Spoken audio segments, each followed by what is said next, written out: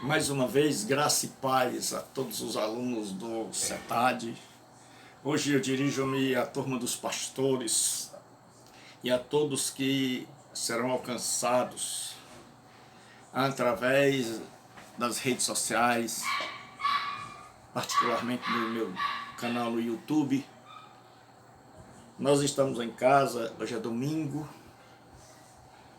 e nós estamos gravando mais uma aula para a turma de pastores do CETAD, Seminário de Educação Teológica das Assembleias de Deus, que tem como reitor nosso nobre pastor Teixeira Rego, como diretor pastor Nilson Frota, como coordenador acadêmico e como professor este que vos fala, Gilberto Rebouças.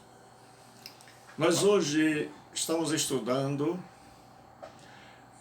Teologia Sistemática 3, que aborda duas disciplinas, a Cristologia e a Soteriologia, e dentro da Soteriologia nós vamos estudar hoje a adoção.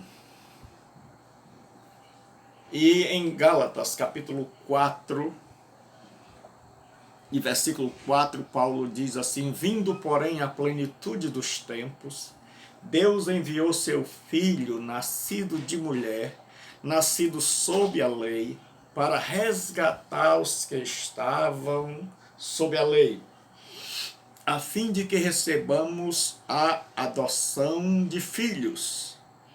E porque sois filhos, enviou Deus ao nosso coração o Espírito de seu Filho, que clama, Abba, Pai.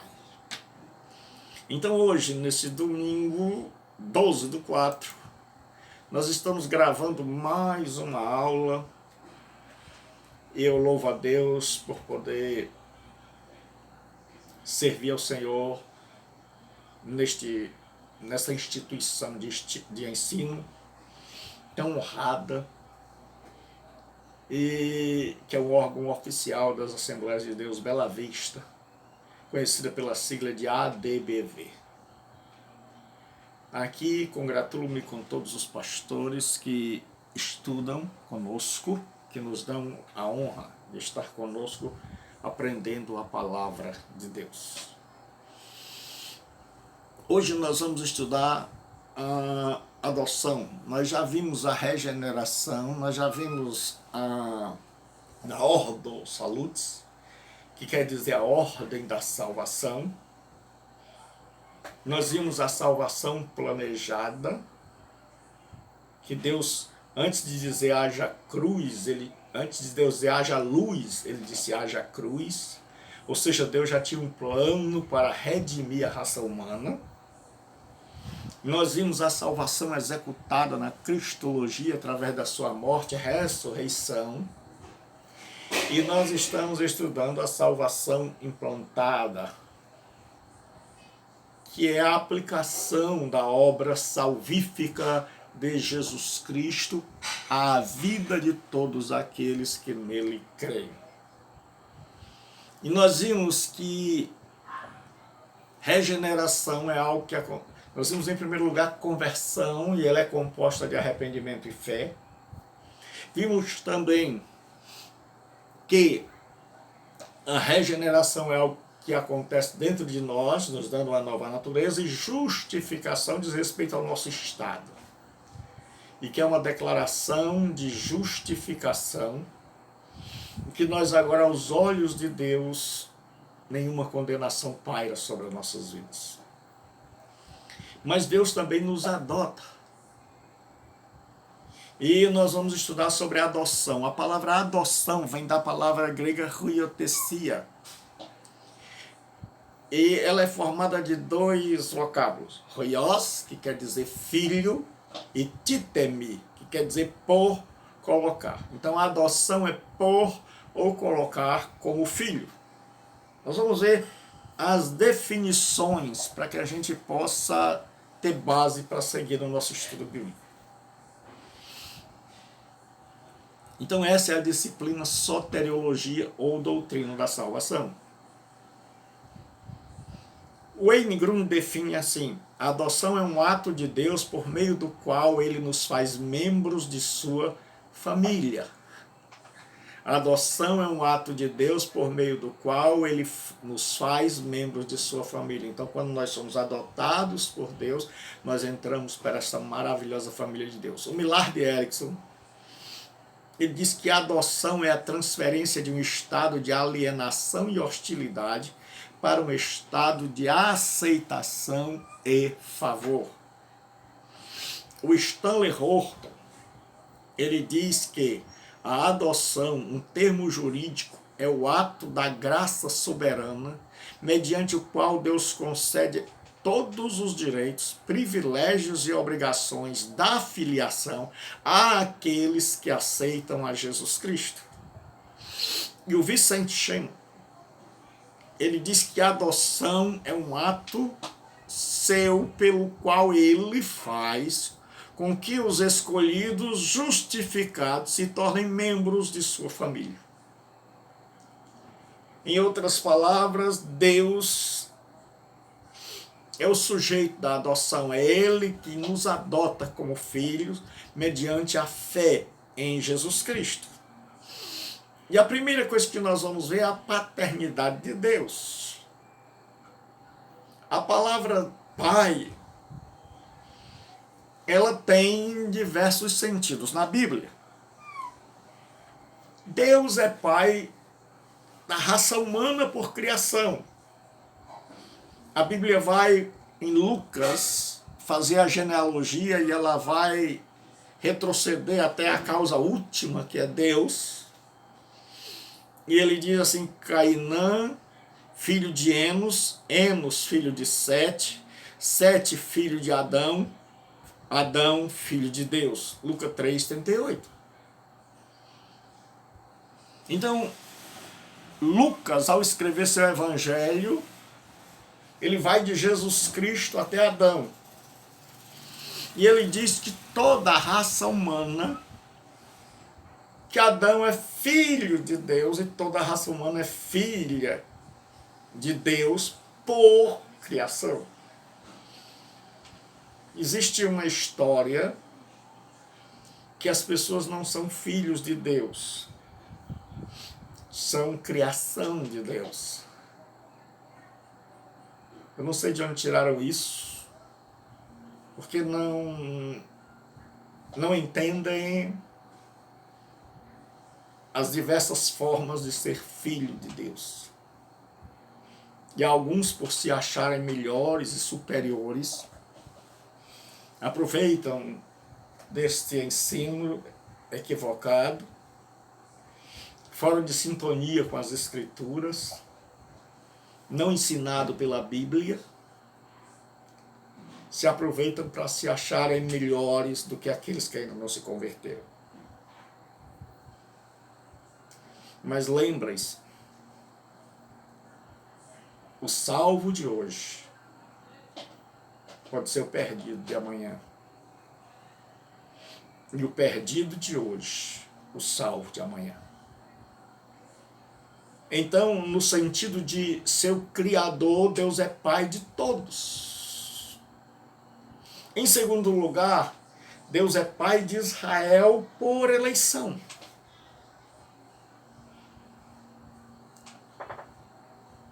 Então, Paulo vai nos dizer que toda a família debaixo do céu toma o nome de Deus. Por quê? Porque Deus é Pai por criação. Mas Deus é Pai também por eleição. De Israel, Deus é Pai por eleição. De toda a raça humana, Deus é Pai por criação. Mas de Israel, Deus é Pai porque escolheu dentre as nações, por eleição, por escolha. Porque povo santo és ao Senhor teu Deus. O Senhor teu Deus te escolheu para que ele fosses o seu povo especial de todos os povos que há sobre a terra. Deuteronômio 7:6. O Senhor teu Deus te escolheu. E em Êxodo 4:22 e 23 diz assim: Então dirás a Faraó, assim diz o Senhor, Israel é meu filho, meu primogênito, e eu te tenho dito, deixa ir o meu filho para que me sirva, mas tu recusaste deixá-lo ir. Eis que eu matarei a teu filho, o teu primogênito. A morte do primogênito de Faraó foi porque ele se recusou a deixar ir Israel, que Deus chama de filho. Porque a mentalidade da Bíblia é uma mentalidade hebraica. É uma mentalidade diferente da nossa. Deus vê uma coletividade, não a individualidade. O que é isso? Quando Deus olha para toda a nação de Israel, ele não diz meus filhos, ele diz meu filho. Porque ele vê a nação toda como um.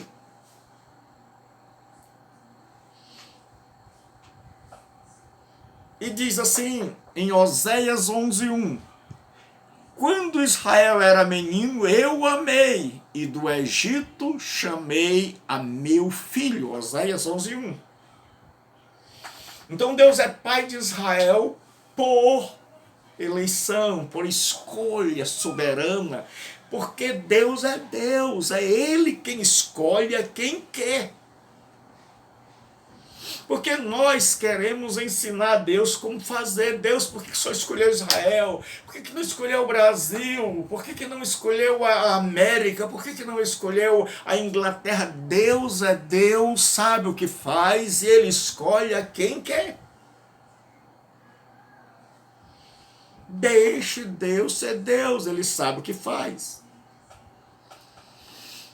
Deus é Pai de toda a raça humana por criação, Pai de Israel por eleição e Pai de Jesus por geração. Diz assim, proclamarei o decreto. O Senhor me disse, tu és meu filho, eu hoje te gerei. Salmo 2, versículo 7. Tu és meu filho, eu hoje te gerei. Em Hebreus 1:5 diz assim, porque a qual dos anjos disse jamais, tu és meu filho, hoje te gerei, e outra vez eu lhe serei por pai, e ele me será por filho. Quando o rei de Israel era consagrado, era ungido, porque só 2 pessoas eram ungidas com óleo. Em Israel, só o sumo sacerdote era ungido e posteriormente o rei. Por isso a Bíblia diz, não toqueis nos meus ungidos. O sacerdote e o rei não tem nada a ver com o pastor hoje que não quer que as ovelhas critiquem, que não aceita crítica, que acha que é o certo, que é o dono da verdade, que é intocável e que está se escudando em texto que ele não sabe interpretar. Então, quando a Bíblia diz, não toqueis nos meus ungidos e não maltrateis os meus profetas, ela está falando em 2 ungidos, o sacerdote e o rei. E quando o rei era ungido, e naquela época a unção era com óleo. Era com óleo. Por quê? Porque ainda estava na fase da sombra. A Bíblia diz que as coisas escritas na lei eram sombras das coisas vindouras. Então, a presença do Espírito Santo era simbolizada pelo derramamento do óleo. Mas hoje não é mais assim, porque o Espírito já foi derramado. E Paulo vai dizer que toda forma de consagração agora é por imposição de mãos. Então ele diz, não imponhas precipitadamente as mãos sobre ninguém. E hoje nós ainda vemos muita gente consagrando, derramando óleo. A consagração hoje é com imposição de mãos. Se você quiser ler isso, Leia Timóteo capítulo 5, primeira carta, onde ele vai falar dos presbíteros, e ele diz: a ninguém ponhas precipitadamente as mãos. Então no Novo Testamento é isso. Então ungido é o sacerdote e o rei, que se cumpre em Jesus Cristo, que em si encarna e expressa essas duas realidades. Ele é, ao mesmo tempo, o nosso sumo sacerdote e nosso rei e meu rei. Então, em Jesus se cumpre o ungido de Deus. Só Jesus Cristo é o ungido de Deus. Essa história de cobertura espiritual é de gente equivocada ou mal intencionada. Porque só Jesus Cristo pode cobrir-nos espiritualmente, porque nele se cumpre o ungido de Deus. Ele é o ungido, ele é o único que em si tem as prerrogativas de sacerdote e rei. Nenhum líder religioso pode dizer que é ao mesmo tempo sacerdote e rei, porque está usurpando o lugar que pertence a Cristo. A minha cobertura espiritual vem de Jesus Cristo e de nenhum líder religioso neste mundo. E o texto vai nos dizer: tu és meu filho, eu hoje te gerei. Quando o sacerdote ungia o rei, ele dizia isso. Tu és meu filho. Então Jesus é filho de Deus por geração, ele nunca foi criado. Ele sempre existiu, ele nunca foi criado.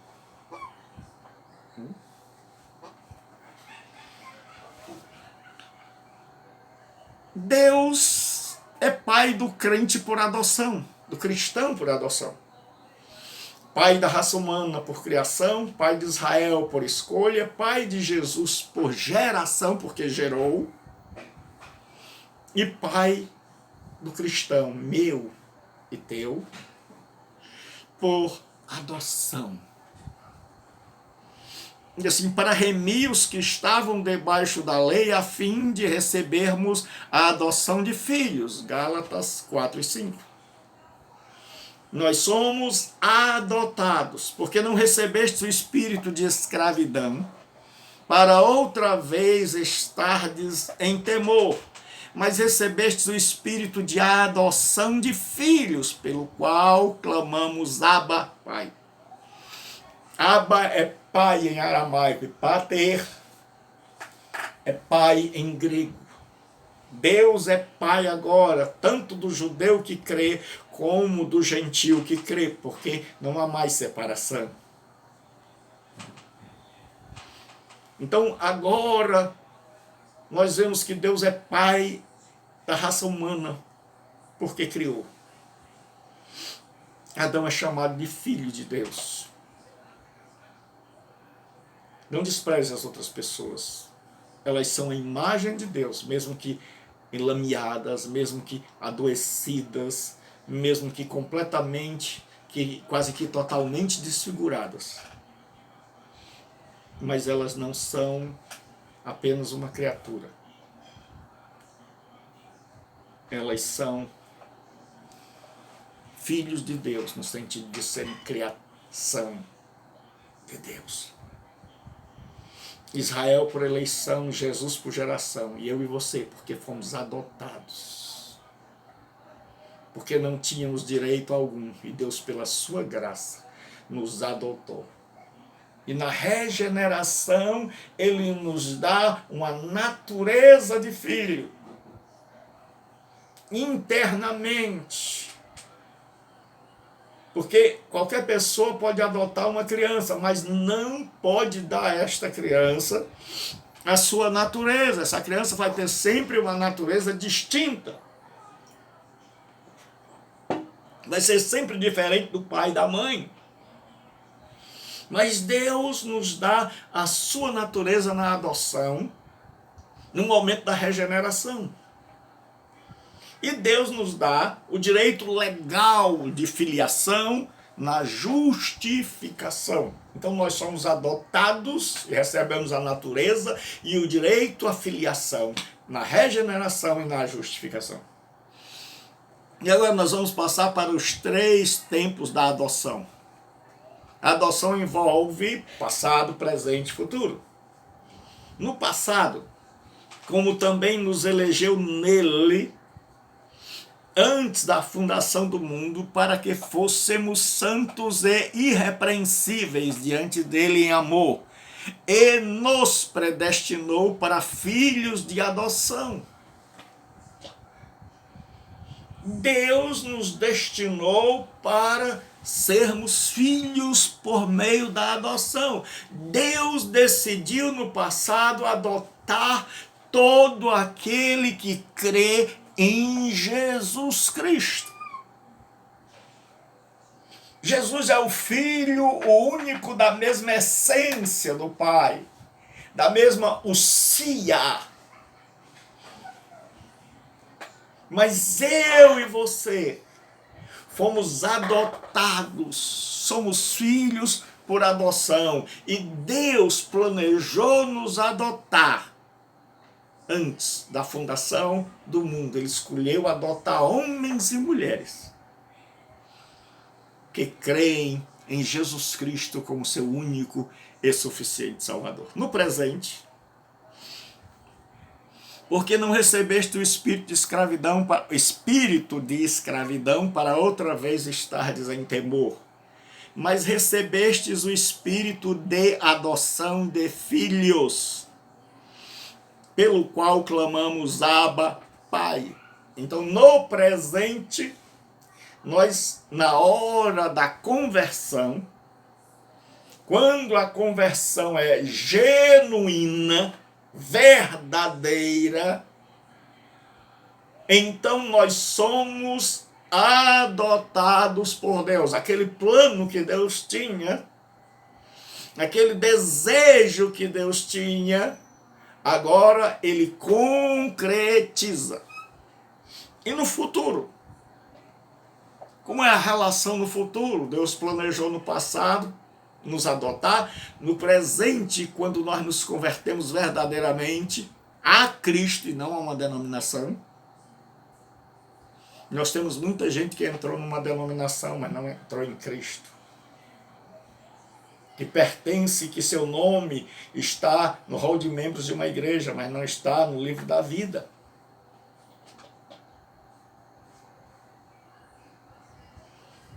Porque nunca foi adotado, porque desconhece completamente a doutrina da adoção.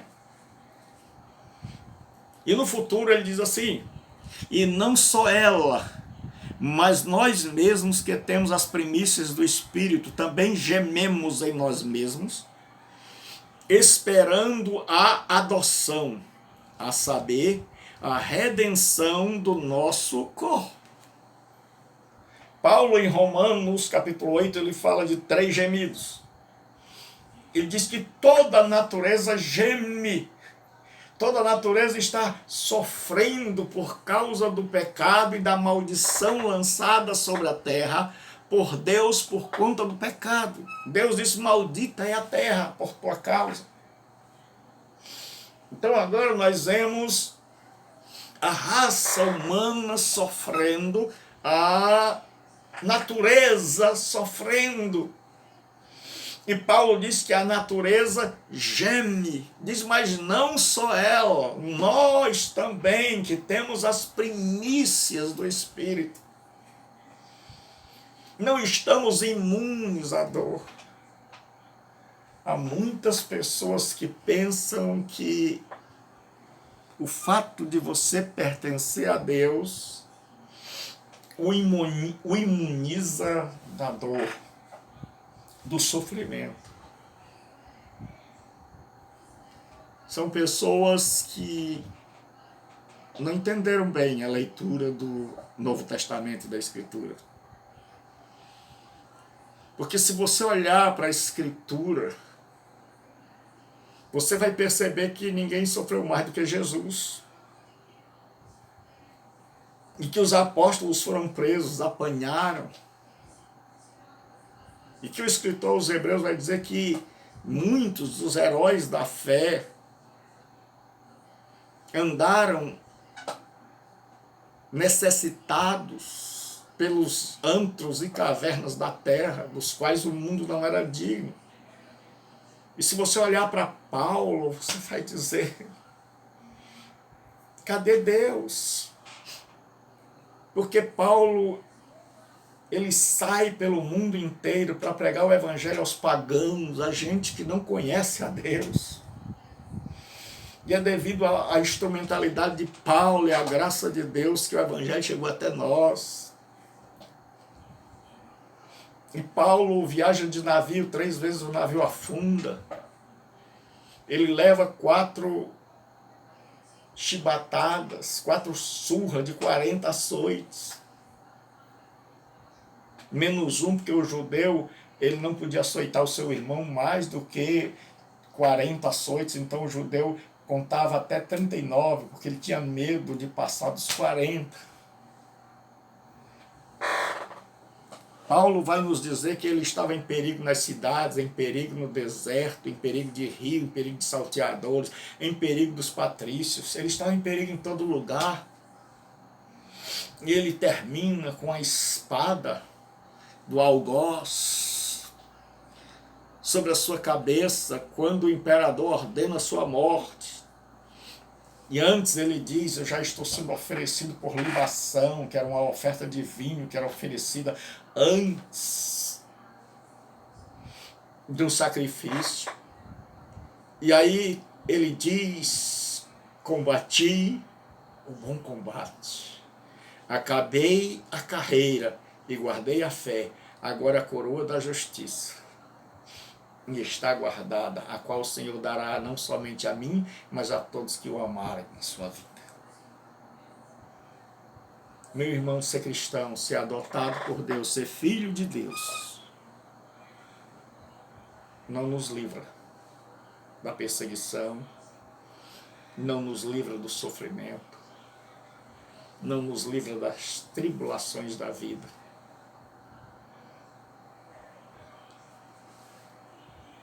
Mas nos fortalece. Porque o objetivo de Deus não é criar filhos que não aguentam as pauladas da vida,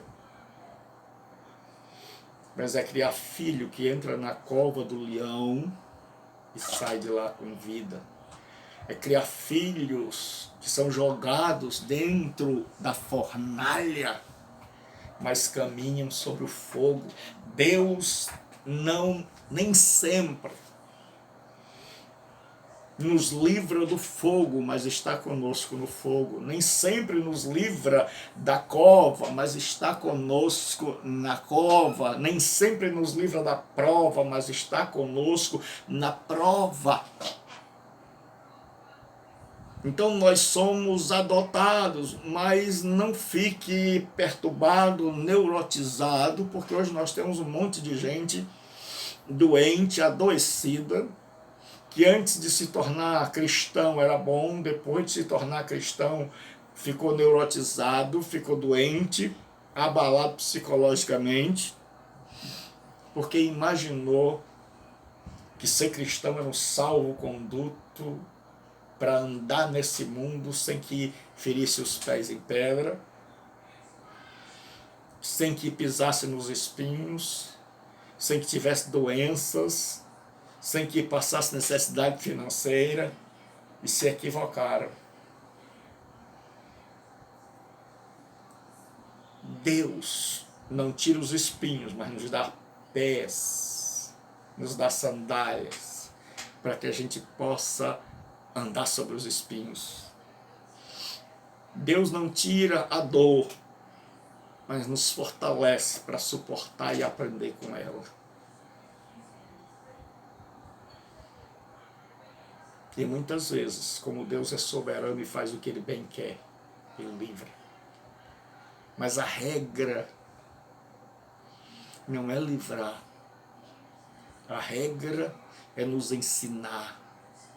A regra é que a gente passe pelo fogo, para que o mundo veja que Deus está transformando homens e mulheres em pessoas que não são meninos mimados, mas filhos de Deus, que com a graça de Deus enfrentam tudo e não vivem mais com medo, e celebram a vida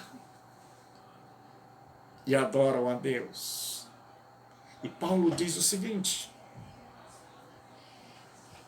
que não só a criação, mas nós mesmos, que temos as primícias do Espírito, gememos, esperando a adoção de filhos. E ele diz que no futuro, quando o Senhor vier, aí ele diz assim, a saber, a redenção do nosso corpo. É futura. Nós aguardamos, até lá nós vamos ficar doentes, até lá nós vamos ter momentos de fraqueza, nós vamos ter momentos de intranquilidade, nós vamos envelhecer, a vista não vai ser mais a mesma. Mas quando Jesus vier e esse corpo for redimido, então não haverá mais lugar para a doença, então cumprir-se-á totalmente o que Isaías disse, que ele levou sobre si totalmente as nossas enfermidades, as nossas dores tomou sobre si, e lá no céu não vai haver mais ninguém doente.